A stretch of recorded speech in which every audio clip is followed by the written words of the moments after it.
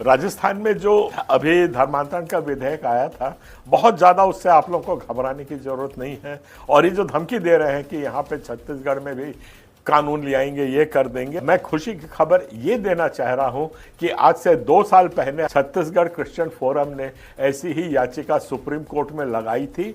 और कार्य आपको देना चाह रहा हूँ, राजस्थान में जो अभी धर्मांतरण का विधेयक आया था, बहुत ज़्यादा उससे आप लोगों को घबराने की ज़रूरत नहीं है। और ये जो धमकी दे रहे हैं कि यहाँ पे छत्तीसगढ़ में भी कानून ले आएंगे, ये कर देंगे, मैं खुशी की खबर ये देना चाह रहा हूँ कि आज से 2 साल पहले छत्तीसगढ़ क्रिश्चियन फोरम ने ऐसी ही याचिका सुप्रीम कोर्ट में लगाई थी और यही मांग करी थी कि जितने भी ये कानून हैं पूरे हिंदुस्तान में जो लगे हुए हैं, धर्मांतरण के ऊपर जो कानून बने हुए हैं, उन सबको रद्द किया जाए, क्योंकि ये संविधान के मूल भावना के विपरीत है। कई बार छोटी मोटी उस पर पेशी हुई, पर 16 सितंबर को हमारी जो दलील थी वो दलील स्वीकार कर ली गई है।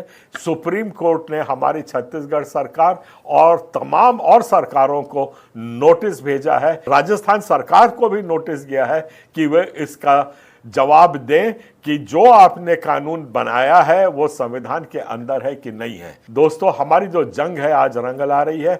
सुप्रीम कोर्ट ने इसका संज्ञान लेकर के आज छत्तीसगढ़ सरकार को नोटिस भेजा है। ये एक बहुत बड़ी सफलता मानते हैं इसको हम, और आपकी दुआ प्रार्थना की बहुत अपेक्षा करते हैं और उम्मीद रखते हैं कि आप इस जंग में हमारे साथ जुड़ेंगे। एक बहुत बड़ी शिकायत आप लोगों से कर रहा हूं, मेरे जितने दर्शक गण हैं, आप लोग इतनी कंजूसी क्यों कर रहे हो भाई? क्या बात है? एक सब्सक्राइब दबाने में आपको इतनी तकलीफ हो रही है? क्या जा रहा है भाई आप लोगों का?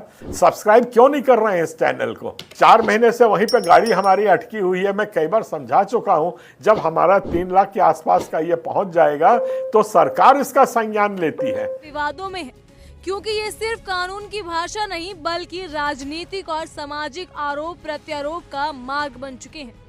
अब टॉप कोर्ट ने राज्य सरकारों से 4 हफ्तों में जवाब मांगा है और याचिकाओं की सुनवाई 6 हफ्ते बाद होगी। कानून पर फिलहाल कोई अंतरिम रोक नहीं लगी है, लेकिन ये मामला सिर्फ न्यायालयीन लड़ाई नहीं है। यह समाज के नागरिक अधिकारों, धार्मिक स्वतंत्रता और न्याय व्यवस्था की संवेदनशीलता की परीक्षा है। सुप्रीम कोर्ट ने मंगलवार को उत्तर प्रदेश, मध्य प्रदेश, हिमाचल प्रदेश, उत्तराखंड, छत्तीसगढ़, गुजरात, हरियाणा, झारखंड और कर्नाटका सहित उन राज्यों को नोटिस भेजा है जहां धर्मांतर विरोधी कानून लागू है। ये वो राज्य हैं जहां राजनीतिक दलों की झुकावे इस विषय पर अक्सर स्पष्ट दिखी हैं और ये राज्य कानून को लागू करने में बड़े पैमाने पर हस्तक्षेप करते हैं। ये खास तौर पर इसीलिए महत्वपूर्ण है क्योंकि कानून का दायरा, उसके निष्पादन की प्रक्रिया और उस पर पड़े प्रभाव अक्सर राजनीतिक विचारधारा और जनादेश दोनों से प्रभावित होते हैं। याचिकाकर्ताओं संगठनों ने ये दावा किया है कि ये कानून अंतर धार्मिक जोड़ों को परेशान करने, विवाहों, सामाजिक रीति रिवाजों और व्यक्तिगत स्वतंत्रता को बाधित करने के लिए उपयोग किया जा रहे हैं। याचिकाएं जमीयत उलेमा ए हिंद और citizen for justice and peace जैसी संगठनों ने दायर की है। उनका कहना है कि इन कानूनों का इस्तेमाल किसी की धर्म परिवर्तन की स्वेच्छा की बजाय उसे दबाव में या सामाजिक व राजनीतिक बहसों के केंद्र में लाने के लिए किया जा रहा है। उन्होंने ये भी कहा कि कानून के प्रावधान कभी कभी अस्पष्ट है, जैसा कि क्या स्वेच्छा को परिभाषित करना चाहिए, यदि परिवार, समुदाय या जातीय परंपरा उस निर्णय में हस्तक्षेप करती हैं, और क्या राज्य को इस तरह की धार्मिक मामलों में हस्तक्षेप करना चाहिए जो व्यक्तिगत अधिकार और निजी जीवन को छुआ जाए। सुप्रीम कोर्ट ने अभी तक इन कानून पर अंतरिम रोक लगाने से इनकार कर दिया है। अदालत ने कहा कि पहले राज्य सरकारों से जवाब आने चाहिए, उसके बाद याचिकाकर्ताओं को अपनी दलीलें प्रस्तुत करने का मौका मिलेगा। सुनवाई 6 हफ्ते बाद प्रस्तावित है। ऐसे में राज्य सरकारों को 4 हफ्तों के अंदर अपनी रिपोर्ट दाखिल करनी है कि ये कानून कैसे लागू हो रहे हैं, उन पर किस तरह की शिकायतें मिल रही हैं और यदि उत्पीड़न या आपराधिक कार्रवाई हुई हो तो उस पर क्या कार्रवाई की गई है। राजनीतिक दृष्टिकोण से देखें तो ये कदम काफी अहम है। कई बीजेपी शासित राज्यों में ये कानून बड़े जोर शोर से लागू किए गए हैं और स्थानीय स्तर पर शासन की नियंत्रण की भावना को मजबूत करने का माध्यम बने हैं। वहीं विपक्ष और नागरिक समाज का तर्क है कि ये कानून धार्मिक स्वतंत्रता और व्यक्तिगत अधिकार का हनन कर रहे हैं। इन दबावों में अक्सर याचिकाकर्ता ये भी कहते हैं कि कानून का प्रयोग सामाजिक तनाव और आप सभी को जय मसीह की। दोस्तों, जैसा कि आप सभी लोग जानते हैं कि आज का जो समय चल रहा है दोस्तों, वो ईसाइयों के लिए बहुत ही बुरा समय चल रहा है दोस्तों। जी हाँ दोस्तों, बीजेपी की सरकार में ईसाइयों के लिए बहुत ही दुखदायी खबर आती ही रहती है दोस्तों। जी हाँ दोस्तों, आप लोग जानते हैं कि छत्तीसगढ़ में अनेक प्रकार के हादसे होते ही रहते हैं दोस्तों। बीजेपी के जो कार्यकर्ता रहते हैं वो बजरंग दल वालों का सपोर्ट करते हैं दोस्तों। जी हाँ दोस्तों, बजरंग दल के जो कार्यकर्ता होते हैं दोस्तों, वो मसीह लोगों पर अटैक करते हैं, कहने का मतलब मसीह लोगों से विवाद करते हैं, झगड़ा करते हैं दोस्तों। यदि मसीह लोग चर्च में रहते हैं, वो लोग प्रेयर करते हैं, तो वहाँ पे जो बजरंग दल के कार्यकर्ता होते हैं वो लोग वहाँ पे जाते हैं और मसीह लोगों के साथ मारपीट का झगड़ा करते हैं दोस्तों। जहाँ दोस्तों मारपीट का जो विवाद बड़ा बनाते हैं दोस्तों, और उस विवाद को लेकर जो बीजेपी के कार्यकर्ता होते हैं वो लोग बजरंग दल वालों को भरपूर सपोर्ट करते हैं दोस्तों। और ईसाई लोगों के ऊपर ही वो आरोप लगाया जा रहा है कि ईसाई लोग ही झगड़ा किए थे। तो दोस्तों आज का जो दौर है, आज का जो समय है दोस्तों, वो ईसाइयों के लिए बहुत ही कठिन समय साबित हो रहा है दोस्तों, दुखदायी समय साबित हो रहा है दोस्तों। एक हिसाब से हम यह भी कह सकते हैं दोस्तों। लेकिन दोस्तों मैं आप लोगों को इस बात में थोड़ा और बताना चाहता हूँ कि आखिर ईसाई लोगों के साथ इस प्रकार क्यों होता है दोस्तों।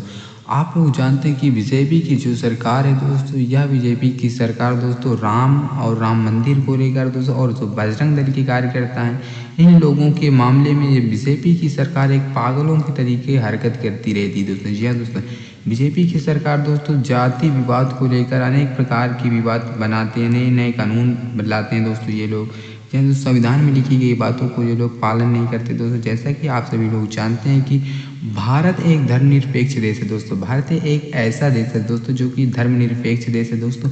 भारत में रहने वाले व्यक्ति किसी भी धर्म को मान सकते हैं और वो लोग उस धर्म का खुलेआम प्रचार कर सकते हैं। सरकार थोड़ा भी एक्शन नहीं ले सकती दोस्तों।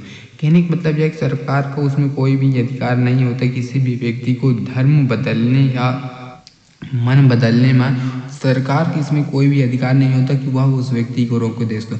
यह बात संविधान के बुक में लिखी गई दोस्तों, और इस बात का भी आज के समय में पालन नहीं किया जा रहा दोस्तों। जी हाँ दोस्तों, संविधान के मामले को संविधान के मुताबिक यदि चला जाए तो दोस्तों संविधान में लिखा गया साफ साफ यह बात कि भारत एक धर्मनिरपेक्ष देश है। भारत में रहने वाले व्यक्तियों को धर्म की आज़ादी है, वो किसी भी धर्म को मान सकते हैं, कहीं भी रह सकते हैं, कहीं भी कुछ भी कर सकते हैं। तो दोस्तों भारत के जो भी व्यक्ति हैं दोस्तों, उन लोगों के लिए बहुत ही 6-7 कहने का मतलब उनके 6 आज़ादी हैं दोस्तों। जी हाँ दोस्तों, उनको 6 आज़ादी प्राप्त है दोस्तों। और उसमें एक आज़ादी जो कि धर्म को है दोस्तों, धर्म को लेकर तो दोस्तों धर्म को जो लेकर दोस्तों वो आज़ादी दोस्तों, उस आज़ादी को ये लोग पालन नहीं कर रहे हैं दोस्तों। जी हाँ दोस्तों, ये लोग उसका विवाद बना रहे हैं दोस्तों। और बजरंग दल वालों को भरपूर सपोर्ट करने के बाद दोस्तों ये लोग ईसाई लोगों के साथ भेदभाव कर रहे हैं दोस्तों। उन लोगों पर आरोप लगा रहे हैं कि ये लोग धर्म परिवर्तन करते हैं, पैसे और लालच देकर ये लोग धर्म परिवर्तन कहते हैं। तो दोस्तों मैं इन लोगों से यह बात कहना चाहता हूँ कि धर्म परिवर्तन जैसे कोई बात होती ही नहीं, धर्म परिवर्तन जैसा कोई नाम होता ही नहीं दोस्तों। लोग मन परिवर्तन करते हैं दोस्तों। जी हाँ दोस्तों, लोग मन परिवर्तन करते हैं दोस्तों। वो प्रभु को जानते हैं दोस्तों, और उनके लाइफ की जो समस्या रहती है उस समस्या से उन्हें छुटकारा मिलता है दोस्तों। वो प्रभु को इसलिए अपनाते हैं दोस्तों। लेकिन दोस्तों इस बात पे सरकार भी थोड़ा भी इस बात को नहीं समझ रही दोस्तों। सरकार को बस ये दिख रहा है कि लोग धर्म परिवर्तन करते हैं दोस्तों। इसमें सुप्रीम कोर्ट भी कुछ अनेक प्रकार की टिप्पणी करते नजर आ रहे हैं दोस्तों। जी हाँ दोस्तों, सुप्रीम कोर्ट भी धर्म और जाति को लेकर कुछ न कुछ टिप्पणी करते रहते हैं दोस्तों, और वो वीडियो हमारे सामने आती ही रहती दोस्तों। तो दोस्तों यदि यह वीडियो आप लोगों को अच्छी लगे दोस्तों, वीडियो को एक लाइक ज़रूर करें दोस्तों। आप लोग चैनल को भी सब्सक्राइब कर लें दोस्तों, ताकि आने वाली वीडियो की नोटिफिकेशन आप तक आए और आप लोग इस वीडियो को